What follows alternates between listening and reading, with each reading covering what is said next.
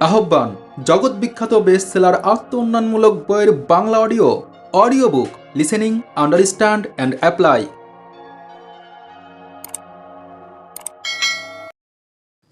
নিজেকে শান দিন।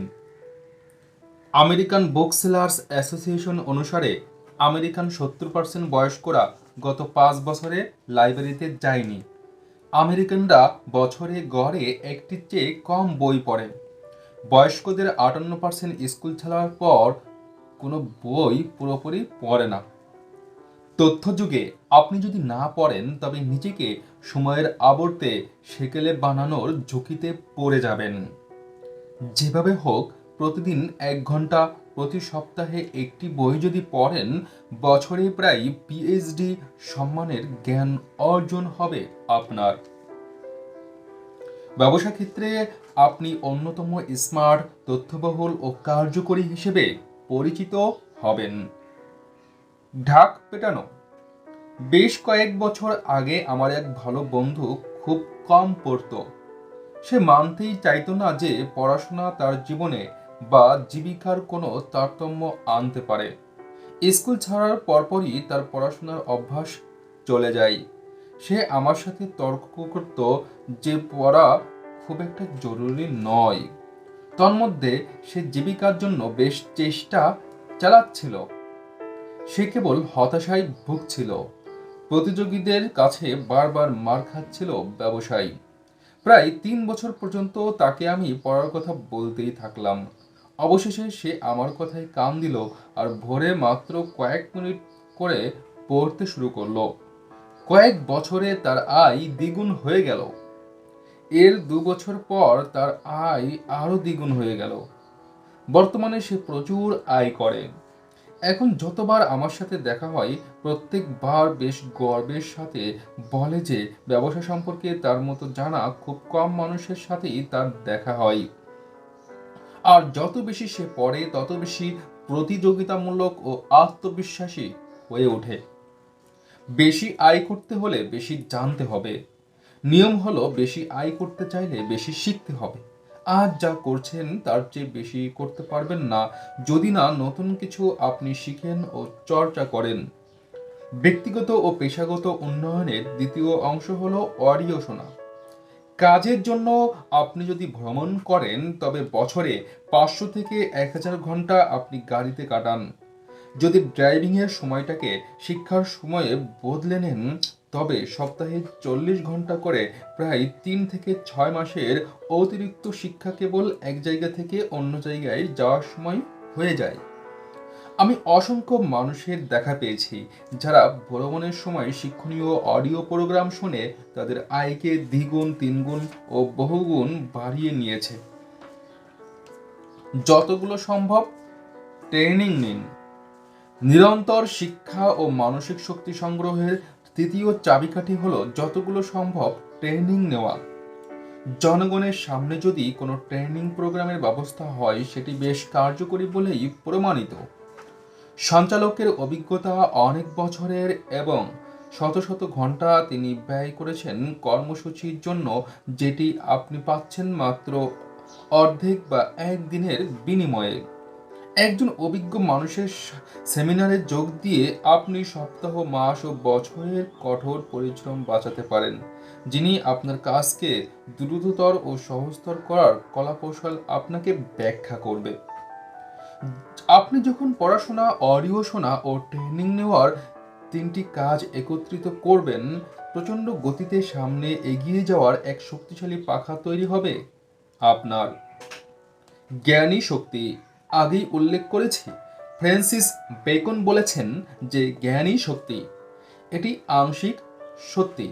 মূলত জ্ঞান যখন বাস্তব ক্ষেত্রে প্রয়োগ করা যায় তবে তা প্রকৃতপক্ষে শক্তির রূপ নেয়। জ্ঞান ভর্তি লাইব্রেরি কারো কোনো কাজে আসে না। ভাবনাকে ইতিবাচক ও উৎপাদনশীল করতে হলে মনকে সবসময় নতুন ধারণায় পূর্ণ রাখতে হবে। নিজের ক্ষেত্রে সবসময় সচল থাকতে হবে। আপনার ময়দানের নেতৃস্থানীয় মানুষদের সাথে সবসময় যোগাযোগ রাখতে হবে। নিজের কাজকে অধিকতর উত্তম, দ্রুততর, সুলভ ও সহজতর করার প্রক্রিয়া খুঁজতে হবে। ক্লায়েন্ট ও কাস্টমারদেরকে উন্নত সেবা দেওয়ার উপায় বের করতে হবে।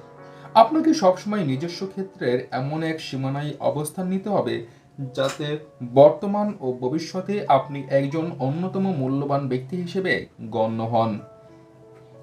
অসীম চিন্তা। তথ্যযুগে জ্ঞানী সব। জীবনে কতটুকু জ্ঞান আপনি আহরণ ও প্রয়োগ করতে পারেন তার সীমা নির্ধারণ করে আপনার আকাঙ্ক্ষা। সত্যিকার অর্থে আপনি কতটুকু করতে পারেন তার কোনো সীমা নেই। যত বেশি আপনি শিখবেন তত বেশি আয় করবেন। নিজস্ব ক্ষেত্রে যত বেশি জ্ঞানী হয়ে উঠবেন তত বেশি সাহস ও আত্মবিশ্বাস আপনি কর্মক্ষেত্রে ব্যবহার করতে পারবেন। যত বেশি সাহস ও আত্মবিশ্বাসের অধিকারী হবেন, আত্মমর্যাদা ও ব্যক্তিগত ক্ষমতার বোধশক্তি তত বাড়বে। তখন সত্যিকার অর্থে কোনো কাজই আপনাকে থামানো যাবে না। অনুশীলনী ১. নিজের একটি ব্যক্তিগত লাইব্রেরি গঠনের কাজ আজই শুরু করুন। প্রতিদিন ৩০ থেকে ৬০ মিনিট পড়ুন, লাইন দাগান ও নোট নিন। ২ নম্বর, ব্যবসার সাম্প্রতিক সফলতা ও ব্যর্থতা নিরীক্ষা করুন। সুযোগ নেওয়ার মতো কোনো ধারা কি সেসবের মধ্যে আছে? ৩ নম্বর, জীবনের প্রতিটি সমস্যাকে ধারাবাহিকভাবে পর্যবেক্ষণ করুন। ভাবুন যে আপনি যা করছেন ঠিক তার উল্টোটা করলেই সমাধান পাবেন। ৪ নম্বর, নতুন ধারণা ও দৃষ্টিভঙ্গি দিয়ে মনকে পূর্ণ রাখুন। প্রচুর প্রশ্ন করুন, নিজের ভুল হওয়ার সম্ভাবনা বিবেচনায় রাখুন। ৫ নম্বর, ভ্রমণের সময় শিক্ষামূলক অডিও প্রোগ্রাম শুনুন। আপনার কারকে মোবাইল ক্লাসরুম অর্থাৎ চাকায় চালানো বিশ্ববিদ্যালয় বানিয়ে নিন। ৬ নম্বর, এমন একটি স্থান বেছে নিন যেখানে অভিজ্ঞরা আপনাকে এগিয়ে যেতে সাহায্য করবে। সেই বিষয়ে সম্ভাব্য সবকিছু পড়া ও শেখার একটি প্ল্যান করুন। নিজের কাজে সেরা হন। ৭ নম্বর, কেবল ইতিবাচক, আশাবাদী, সৃজনশীল ও সুখী মানুষদের সাথে থাকুন যারা জীবনে কোথাও না কোথাও পৌঁছতে পেরেছে। বিজয়ী হতে চাইলে তাদের আশেপাশে থাকুন। অধ্যায় ৯, মানসিক শক্তিকে মুক্ত করুন। গড় মানুষের প্রতিভা এক বিশাল সমুদ্রের মতো, যেটিতে কেউ যাত্রা করেনি, এক মহাদেশের মতো যা আবিষ্কার হয়নি, সম্ভাবনার এক বিশ্বের মতো যা ভালো কিছু করার অপেক্ষায় থাকে। Brian Tracy. মনে নতুন কোনো ধারণা যুক্ত হওয়ার ফলে জীবনে পরিবর্তন আসে। ধারণা হলো ভবিষ্যতের চাবিকাঠি। ধারণা যে কোনো সমস্যার সমাধান দেয় ও যে কোনো লক্ষ্য অর্জনের পথ দেখায়। আপনাকে ধারণার উৎপাদক হতে হবে যাতে নিরন্তর পরিবর্তন ও সুযোগ গ্রহণের জন্য নতুন ও উত্তম ধারণা আপনি সবসময় সৃষ্টি করতে পারেন। সৌভাগ্যক্রমে আপনি প্রাকৃতিকভাবে সৃজনশীল। এটি সহজাত গুণ। আপনি এটি নিয়েই জন্মেছেন। কিন্তু সৃজনশীলতা ব্যবহারের আইনের একটি বিষয়, যাতে বলা হয়েছে তুমি এর ব্যবহার না করলে হারিয়ে ফেলবে, অন্তত সাময়িকভাবে।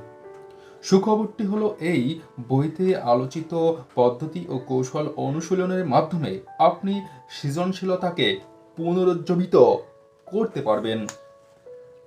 ভবিষ্যতের পরিকল্পনা করুন ও পিছনের কথা ভাবুন। চিন্তা বদলাতে হলে আপনি কেমন হতে পারবেন, কি করতে পারবেন ও কি অর্জন করতে পারবেন সেসব বিষয়ে ধারণা ও কল্পনাকে বাড়াতে হবে। প্রতিটি মানুষ সম্ভাব্য বড় স্বপ্ন বা দৃষ্টিভঙ্গি নিয়ে প্রথমে শুরু করে। তারা তাদের বর্তমান পরিস্থিতির সীমাবদ্ধতা বা সমস্যাকে অতিক্রম করে এবং ভবিষ্যতে যেমন জীবন চায় তেমনটি কল্পনা করে। আপনাকেও ঠিক এভাবে ভাবতে হবে। পূর্বে আদর্শ ভবিষ্যৎ দৃষ্টিভঙ্গি নিয়ে আমরা আলোচনা করেছি। পরবর্তী 5 বছরের পরিকল্পনা ও সেটি সত্য হওয়ার কল্পনার মাধ্যমে আপনি তা সৃষ্টি করতে পারেন। আপনার জীবন যদি সর্বক্ষেত্রে আদর্শ হয় তবে তা কিরকম হবে? আপনি কোথায় থাকবেন? আপনার সাথে আর কে থাকবে? আপনি তখন কি করবেন? আপনি কি পরিমাণ আয় করবেন? এবং আরও অনেক কিছু। এরপর আপনি বর্তমান পরিস্থিতিতে ফিরে আসুন। সুযোগ কাজে লাগানো এবং সীমাবদ্ধতা ও বাধাকে অতিক্রম করার জন্য সুনির্দিষ্ট কিছু পদক্ষেপ নিয়ে ভাবুন। সৃজনশীল চিন্তার এটিই হলো প্রথম ব্যবহার। লক্ষ্য অর্জনের পথে দ্রুত এগিয়ে যাওয়ার জন্য এভাবেই সমস্যার সমাধান করতে হয় ও মানসিক শক্তিকে অবমুক্ত করে দিতে হয়। একের মধ্যে 3, আপনি 3 ধরনের মানসিকতা নিয়ে চিন্তা করেন ও জীবন পরিচালনা করেন। প্রথমটি হলো আপনার সচেতন মন। নতুন তথ্য গ্রহণ, তাকে বর্তমান জ্ঞানের সাথে তুলনা করা, এর মূল্য বা সংশ্লিষ্টতা হিসেবে বিশ্লেষণ করা এবং তা কাজে লাগানো বা না লাগানোর ব্যাপারে সিদ্ধান্ত নেওয়া আপনি সচেতন মনেই করেন। এই মনের মাধ্যমে আপনি জীবন পরিচালনা করেন। একে অনেক সময় বস্তুনিষ্ঠ মন হিসেবেও গণ্য করা হয়। আপনার দ্বিতীয় মন হলো অবচেতন মন। আপনার সমস্ত ভাবনা, ধারণা, আচরণ ও অভিজ্ঞতা যার মুখোমুখি হয়েছেন অনেকবার, সেসবকে ধরে রাখে এই অবচেতন মন। একে আত্মনিষ্ঠ মন বলে। এর কাজ হলো আপনার আচরণ, বিশ্বাস, ভয় ও মর্যাদা সম্পৃক্ত সমস্ত ভাবনা ও কাজকে জমা করে রাখা। আপনার অবচেতন মন কারণ খুঁজে না, কেবল আপনার নির্দেশ পালন করে। শারীরিক কার্যক্রমের সমস্ত কিছুর জন্য আপনার অবচেতন মন দায়ী। এটি আপনার স্নায়ুতন্ত্র, হৃদযন্ত্র, শ্বাসক্রিয়া, হজম, স্মরণশক্তি ও অন্যান্য অনেক কিছু নিয়ন্ত্রণ করে। এটি এক বিশাল কম্পিউটারের মতো, যা এত শক্তিশালী ও যথার্থ যে প্রতি সেকেন্ডে 1 কোটি হুকুম তামিল করতে পারে। এটি দিনের 24 ঘন্টা আপনার কোটি কোটি ছেলে 100 রকম রাসায়নিক বিক্রিয়া পরিচালনা করে। আপনার তৃতীয় মন হলো উৎকৃষ্ট চেতন মন। এই মনটি আপনার বুদ্ধিমত্তার সাথে সরাসরি যুক্ত। সকল জ্ঞান এবং লক্ষ্য অর্জনের জন্য জরুরি সমস্ত ধারণা ও জবাব এই মনে নিহিত থাকে। সকল উৎসাহ, কল্পনা, ভাবনা ও মনোচিন্তার উৎস হলো এই মন।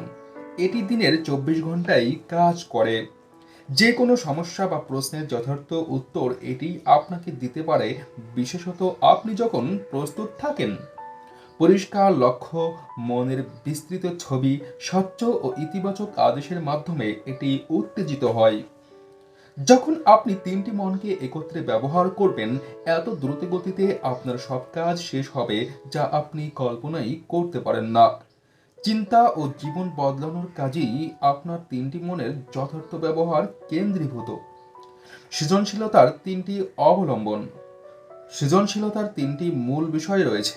আপনার প্রতিটি কাজে এদের প্রত্যেকটি আপনি ব্যবহার করতে পারেন। এগুলো হলো গভীর আকাঙ্ক্ষিত লক্ষ্য, সমস্যায় জোর দেওয়া ও প্রশ্নের প্রতি মনোযোগ দেওয়া। যখন আপনি এগুলো ব্যবহার করবেন, এমন সব ধারণা পেতে থাকবেন যা আপনাকে বিস্মিত করবে। মানসিক উত্তেজনার এই 3 পদ্ধতি, লক্ষ্য, সমস্যা ও প্রশ্নকে ব্যবহার করে আপনি নিজের 3 ধরনের মনকে একের পর এক সজাগ করে তুলবেন এবং গড় মানুষের চেয়ে অনেক বেশি উচ্চ পর্যায়ের কাজ করা শুরু করবেন। গভীর আকাঙ্ক্ষিত লক্ষ্য। প্রথম বিষয়টি একদম পরিষ্কার, গভীর আকাঙ্ক্ষিত লক্ষ্য। আপনি নিশ্চয়ই জানেন আপনি কি চান। একটি সময়সীমা নির্ধারণ করুন, কাজটি পরিমাপ করুন এবং একে অর্জনের জন্য একটি পরিকল্পনা করুন। আপনার লক্ষ্য কত স্বচ্ছ ও কত বেশি ধারণা আপনি এ বিষয়ে দিতে পারেন, এই দুটোর মধ্যে বেশ ভালো একটি সম্পর্ক রয়েছে। আপনার 3টি মনের কার্যক্রম ও সৃজনশীল শক্তিকে কর্মক্ষম করার একটি অন্যতম শক্তিশালী মাধ্যম হলো প্রত্যেক সকালে নিজের লক্ষ্যের কথা লিখে রাখার একটি স্পাইরাল নোটবই নিন। প্রত্যেক সকালে কিছুক্ষণ পড়াশোনার পর কয়েক মিনিট সময় নিন ও আপনার বড় লক্ষ্যগুলোকে লিখে রাখুন। লেখার পর কয়েক সেকেন্ড এমনভাবে পড়ুন যেন ইতিমধ্যে কাজগুলো হয়ে গেছে। নিজের মনের মধ্যে প্রতিটি লক্ষ্যকে দেখে নিন, এরপর হাসুন, রিল্যাক্স হয়ে যান আর নিজের কাজ করুন। প্রত্যেক সকালে নিজের লক্ষ্য লিখে রাখা যেন হয়ে গেছে সেভাবে পর্যবেক্ষণ করা আর পূর্ণ বিশ্বাসের সাথে তাকে যেতে দেওয়া হলো বস্তুর সাথে মানসিক ভারসাম্য সৃষ্টির একটি গুরুত্বপূর্ণ অংশ। এই পদ্ধতি ব্যবহার করে আপনি আপনার লক্ষ্যকে মূলত বস্তুনিষ্ঠ করে তুলছেন যখন আপনি সেই কাজের জন্য প্রস্তুত। লক্ষ্যকে বারবার লেখার মাধ্যমে অবচেতন মনের গভীরে তাকে জ্বালিয়ে রাখছেন। এক পর্যায়ে আপনার উৎকৃষ্ট চেতন মন সজাগ হয়ে উঠবে। সেই পর্যায়ে আপনি মানুষ ও পরিস্থিতিকে এমনভাবে আকৃষ্ট করবেন যা আপনাকে লক্ষ্য অর্জনে সহায়তা করবে। অনুভব করুন, আবেগ হলো চাবি। যত গভীরভাবে আপনি কিছু পেতে চাইবেন, তত দ্রুত তা বাস্তবসম্মত হয়ে উঠবে। নিজের ধারণার সাথে গভীর আবেগের সংমিশ্রণ হলো মানসিক শক্তির প্রথম ধাপে পা রাখার মতো। আপনার মন গতিশীল হবে ও স্বপ্ন পূরণের জন্য ধারণা সৃষ্টি করবে। কিন্তু অর্জনের জন্য যত বেশি ইতিবাচক, উত্তেজিত ও উৎসাহিত হয়ে উঠবেন, অত দ্রুত আপনার মন কাজ করবে। ভেবে দেখুন, যখন আপনি লক্ষ্যে পৌঁছে যাবেন তখন কেমন লাগবে? আপনি কি গর্বিত, সুখী, আনন্দিত ও অতিমাত্রায় উত্তেজিত হবেন? আপনার অনুভূতি যেমনই হোক না কেন, আত্মবিশ্বাস ও সুখের সাথে অনুভব করে দেখুন যে স্বপ্ন পূরণের পর কেমন লাগতে পারে। যদি অনেক অর্থ আয় করতে ও উন্নত মানের জীবনযাপন করতে চান, ভাবুন যে এখনো আপনি তেমনই আছেন, ঠিক যেমনটি আপনি চান। কল্পনা করুন যে আপনার অনুভূতি কেমন হবে। চোখ বন্ধ করুন এবং সুখ, আনন্দ ও সন্তুষ্টি অনুভব করুন। আপনি যখন লক্ষ্যের একটি পরিষ্কার মানুষের ছবির সাথে একই রকম আবেগের মিশ্রণ ঘটাতে পারবেন, মনের উচ্চ ক্ষমতা তখন জেগে যাবে। আপনি সৃজনশীলতার সূত্রপাত করবেন। আপনার মধ্যে অন্তর্দৃষ্টি ও ধারণার উৎপত্তি হবে, যা লক্ষ্য অর্জনে সহায়তা করবে। সমস্যাকে সুযোগ হিসেবে দেখুন। দ্বিতীয় যে বিষয়টি আপনার সৃজনশীলতার সূত্রপাত করে ইতিবাচক মনকে জাগিয়ে তোলে, সেটি হলো সমস্যাকে জোর দেওয়া। এটি তখনই হয় যখন প্রচণ্ড সমস্যা ও বাধাকে মানসিকভাবে অতিক্রম করতে থাকেন। জীবনের অপরিহার্য সমস্যা ও বাধাগুলোর মুখোমুখি হয়ে তা সমাধান করলে আপনি অনেক বেশি শক্তিশালী ও স্মার্ট হয়ে উঠবেন। বেশিরভাগ মানুষ সমস্যার ধরন বুঝতে পারে না। সমস্যা হলো জীবনের বেশ স্বাভাবিক ও জরুরি অংশ। এগুলো অপরিহার্য ও অনতিক্রম্য। এড়িয়ে চলার সর্বোচ্চ চেষ্টা সত্ত্বেও সমস্যা আসে। সমস্যা বিনা আমন্ত্রণেই এসে যায়। সমস্যার উপর নিয়ন্ত্রণ রাখার একমাত্র কৌশল হলো তার মুখোমুখি হওয়া। কার্যকর মানুষেরা সমস্যার প্রতি ইতিবাচক ও উৎপাদনশীল প্রতিক্রিয়া প্রকাশ করে। এভাবে তারা প্রমাণ করে যে প্রতিক্রিয়া দেখানোর উচ্চমানের ক্ষমতা তাদের রয়েছে। অপ্রত্যাশিত বা অনাকাঙ্ক্ষিত সমস্যা হলে কার্যকরী প্রতিক্রিয়া দেখানোর দক্ষতা তাদের রয়েছে। সব ধরনের সমস্যাই আপনার ভালো গুণগুলো বের করে আনে। সেগুলো আপনাকে শক্তিশালী ও সমৃদ্ধ করে তোলে। সমস্যার উপর যত জোর দেবেন, তার সমাধানে যত আবেগ ব্যবহার করবেন, তত বেশি সৃজনশীল হবেন আপনি। সমস্যাকে যত বেশি উৎপাদনশীলভাবে সমাধান করতে পারবেন, তত বেশি স্মার্ট আর কার্যকর হয়ে উঠবেন আপনি। ফলে নিজেকে আপনি অনেক বড় ও জরুরি সমস্যা সমাধানে প্রস্তুত করে তুলবেন। ভাবনাকে কাগজে রাখুন।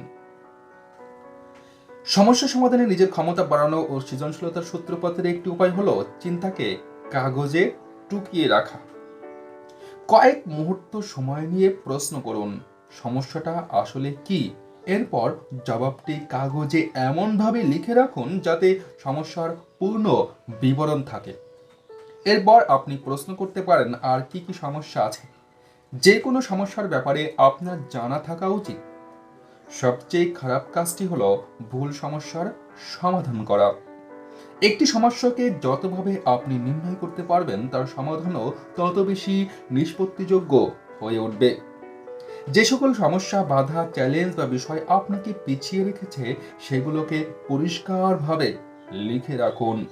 মেডিসিনের যেমন বলা হয়েছে, রোগের যথার্থ নির্ণয় নিরাময়ের অর্ধেক। মাঝে মাঝে যখন আপনি সমস্যা খুঁজতে শুরু করেন, দেখা যায় যে সমস্যা মূলত এক গাদা। অর্থাৎ একটি বড় সমস্যাকে ঘিরে থাকে অনেকগুলো ছোট ছোট সমস্যা। বেশিরভাগ সমস্যাই অনেকগুলো ছোট সমস্যার মিশ্রণ। জটিল পরিস্থিতিতে অনেক সময় ছোট সমস্যার আগে বড় সমস্যাকে মোকাবেলা করতে হয়। এ ধরনের পরিস্থিতিতে মূল সমস্যাকে আগে চিহ্নিত করতে হয় ও পরে বাকিগুলোকে ভিন্নভাবে খুঁজে নিতে হয়। যে সমস্যার সমাধান আগে করা জরুরি, প্রথমেই তাকে নির্ণয় করুন এবং এরপর ধারাবাহিকভাবে মন দিন। অনেক সময় একাংশের সমাধান পুরো সমস্যার সমাধানে সাহায্য করে। লক্ষ্য মাত্রই সমস্যা। একটি লক্ষ্য যা আপনি অর্জন করেননি একটি সমস্যার মতোই, যার সমাধান আপনি এখনো করেননি। এজন্যই সফলতাকে সমস্যা সমাধানের ক্ষমতা বলা হয়। যে পরিমাণ অর্থ আপনি আয় করতে চান যদি তা না পারেন তবে সেটাও একটি অমীমাংসিত সমস্যা। যদি আকাঙ্ক্ষিত স্বাস্থ্য ও কর্মক্ষমতা না থাকে তবে সেটাও একটি সমস্যা যা আপনাকে সমাধান করতে হবে। আপনি ও আপনার লক্ষ্যের মাঝখানে যে বাধা দাঁড়িয়ে আছে তা হলো সমাধানের অপেক্ষায় থাকা একটি সমস্যা। যে সীমাবদ্ধতা আপনাকে পিছিয়ে রেখেছে তা হলো অন্য আরেকটি সমস্যা যা আপনাকেই সমাধান করতে হবে। প্রতিটি ক্ষেত্রে আপনার কাজ হলো সমস্যাকে আপনার উপরে উঠতে না দেওয়া, বরঞ্চ সমস্যার উপরে আপনি চড়ে থাকবেন। আপনার চাকরির বর্ণনা। যদি আমি প্রশ্ন করতাম জীবিকার জন্য আপনি কি করেন, নিশ্চয়ই আপনি আপনার অবস্থান বা চাকরির বর্ণনা দিতেন।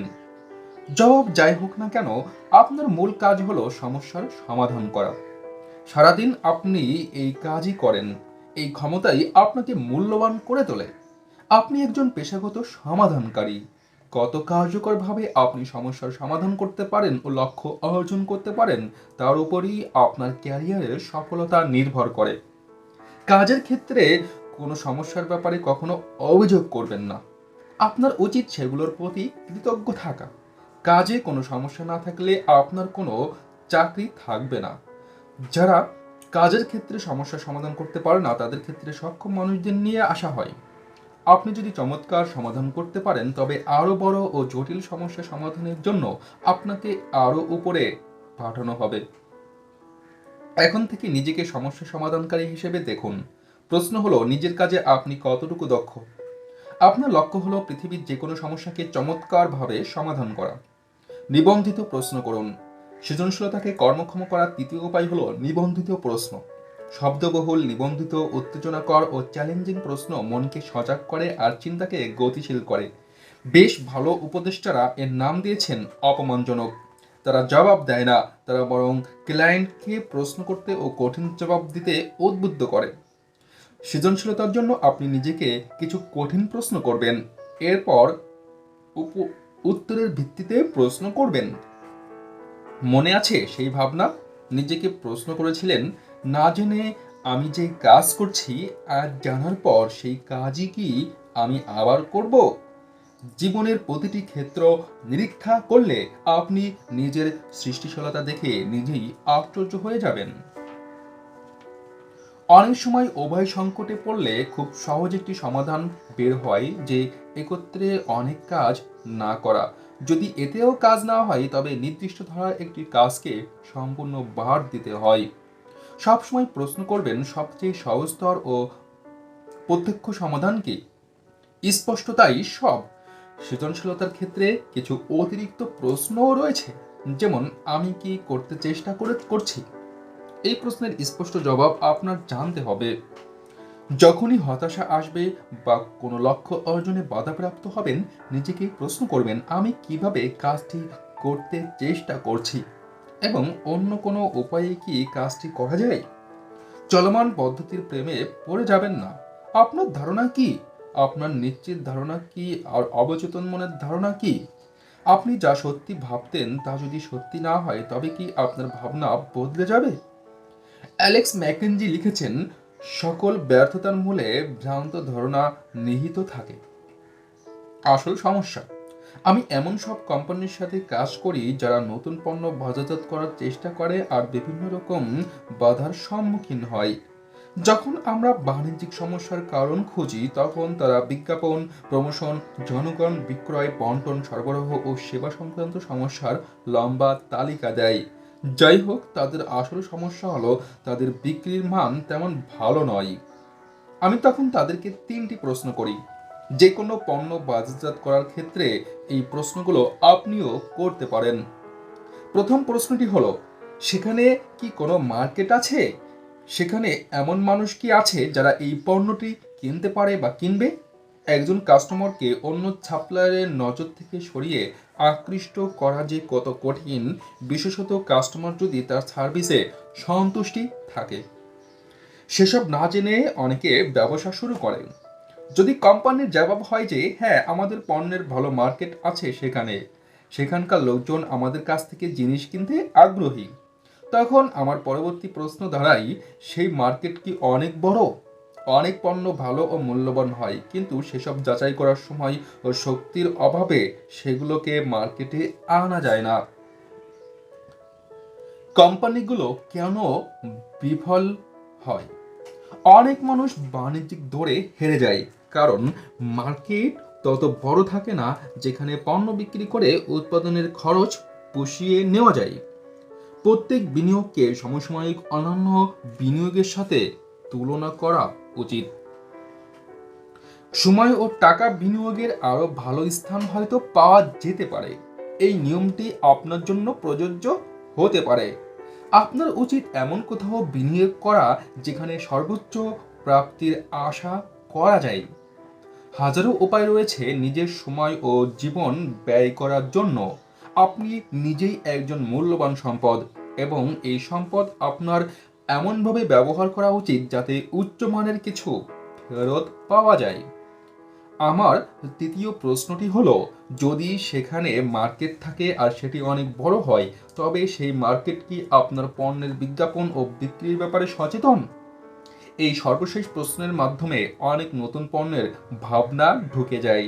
হ্যাঁ, সেখানে একটি মার্কেট আছে এবং সেই মার্কেট অনেক বড়, কিন্তু সেই মার্কেট এমন একটি ভৌগোলিক অবস্থানে রয়েছে যেখানে পণ্য বাজারজাত আসলেই অসম্ভব। সীমাবদ্ধতাকে বিবেচনা করুন। সীমাবদ্ধতার নীতি প্রয়োগ করা সমস্যা সমাধানের একটি ভালো উপায়। এই নীতি অনুযায়ী সব প্রক্রিয়ার একটি সীমাবদ্ধ বিষয় থাকে।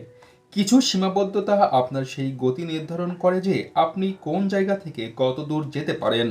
আপনার পরিস্থিতির জটিল সীমাবদ্ধতা নির্ণয় করতে পারলে কিছু নতুন ধারণা ও অন্তর্দৃষ্টির উৎপত্তি হবে, যা আপনাকে সেসব লাঘব করতে সাহায্য করবে। যেমন মনে করুন, আপনার লক্ষ্য হলো আগামী 3 থেকে 5 বছরে নিজের আয় দ্বিগুণ করে তোলা। এই লক্ষ্য অর্জনের ক্ষেত্রে বাধাগুলোকে আপনি নির্ণয় করতে পারেন এই প্রশ্নের মাধ্যমে: এখন কেন আমার আয় বর্তমানে দ্বিগুণ নয়? সৎ হন। নিজেকেই নিষ্ঠুরভাবে প্রশ্ন করুন, বর্তমানের চেয়ে দ্বিগুণ অর্থ আপনি এখনই কেন আয় করেন না? আপনাকে কে বাধা দিচ্ছে? সবচেয়ে বড় বাধা কোনটি, যা নির্ধারণ করবে আপনি কত দ্রুত লক্ষ্যে পৌঁছতে পারেন? 80-20 নীতি প্রয়োগ করুন। 80-20 নীতি সীমাবদ্ধতার ক্ষেত্রে প্রযোজ্য, তবে কিছুটা বিশেষ উপায়ে। এই নীতি অনুযায়ী 80% সীমাবদ্ধতা আপনার নিজের মধ্যে। এগুলো আপনার পরিবেশের চেয়েও আপনার মধ্যে অধিকতর নিহিত। মাত্র 20% বিষয় থাকে বহির্বিশ্বে। এই আবিষ্কার অনেক মানুষের কাছে আঘাতের মতো। বেশিরভাগ মানুষ মনে করে যে তাদের সমস্যার মূল কারণ তাদের পরিবেশ ও চারপাশের মানুষ, কিন্তু এটি সত্য নয়। আপনি সামনে এগিয়ে যেতে না পারার বেশিরভাগ কারণ হলো যোগ্যতা, ক্ষমতা বা ভালো গুণের অভাব। আয়কে দ্বিগুণ করুন। মনে করুন যে আপনি সেলসে আছেন। আগামী 3 থেকে 5 বছরের মধ্যে নিজের আয়কে দ্বিগুণ করতে চান। আপনার প্রথম জটিল সীমাবদ্ধতা হলো যে পরিমাণ পণ্য বিক্রি করতে হবে তার সংখ্যা নির্ধারণ করা। যদি এই সমস্যার সমাধান করতে পারেন, তবে লক্ষ্য অর্জিত হবেই। এই সমাধান পাওয়ার পর প্রশ্ন করুন, এই সীমাবদ্ধতার পিছনে কারণ কি? এর পরবর্তী সমস্যা হলো সম্ভাব্য কাস্টমারের সংখ্যা। অনেক কাস্টমারের সাথে কথা বলতে পারলে আপনার বিক্রয় ও আয় দ্বিগুণ হয়ে উঠবে। এরপর আপনি সীমাবদ্ধতার দিকে তাকিয়ে প্রশ্ন করবেন, এই সমস্যা তৈরির কারণ কি? হয়তোবা এই কারণ হলো আপনার অনুসন্ধানের যোগ্যতা, যা মার্কেটে নয়, আপনার মধ্যেই বিদ্যমান। আপনার চারপাশে তাকান। সমস্যা আভ্যন্তরীণ না বাহ্যিক তা বোঝার বেশ ভালো একটি উপায় হলো নিজের চারপাশে তাকানো। দেখুন অন্য কেউ আপনার আকাঙ্ক্ষিত লক্ষ্য অর্জন করতে পারল কিনা, আর কেউ কি আপনার মতো একই পণ্য বিক্রি করে আপনার বর্তমান আয়ের দ্বিগুণ অর্থ উপার্জন করছে। যদি কেউ করে থাকে, তবে সেই সীমাবদ্ধতা আভ্যন্তরীণ, বাহ্যিক নয়। আপনার মধ্যেই কোথাও সমস্যা রয়ে গেছে, হয়তো সুনির্দিষ্ট কিছু যোগ্যতার অভাব যা আপনাকে অতিক্রম করতে হবে। বলা হয়েছে যে যখন কোনো মানুষ নিজের সাথে যুদ্ধ শুরু করে সে নিশ্চয়ই কিছু করতে পারে। উচ্চ স্তরের লোকেরা সবসময় নিজেকে প্রশ্ন করে, আমার মধ্যে এমন কি আছে যা আমাকে পিছিয়ে রাখছে।